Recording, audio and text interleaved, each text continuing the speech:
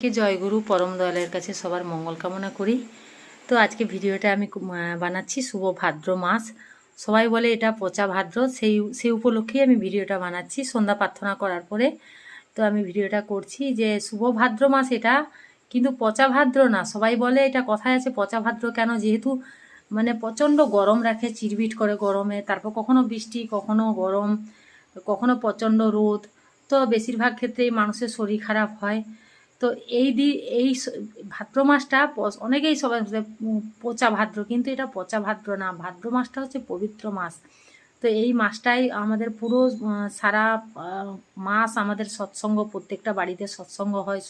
সন্ধ্যা যেরকম প্রার্থনার টাইম থেকে সৎসঙ্গ হয়, তো আমরা প্রত্যেকটা সৎসঙ্গে আমি অ্যাটেন্ড থাকি, যাই।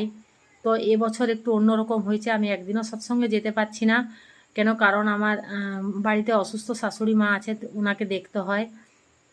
তারপরে আমার দোকান আছে, সেখানে টাইম দিতে হয়, আমি টাইমে পৌঁছাতে পারি না, সেই জন্য আমার যাওয়া হচ্ছে না। খুব মিস করছি আমি, কিন্তু বাড়িতে বসে সন্ধ্যা প্রার্থনাটা করি, কিন্তু সৎসঙ্গে যাওয়া হচ্ছে না। চেষ্টা করব পরের দিকে যাওয়ার জন্য।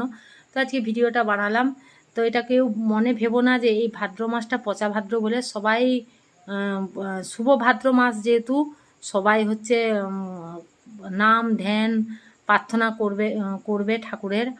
আর এই ভাদ্র মাসের প্রত্যেকটা দেবদেবতা জন্মগ্রহণ করেছিলেন। আর সেই জন্যেই এটা হচ্ছে পবিত্র ভাদ্র মাস।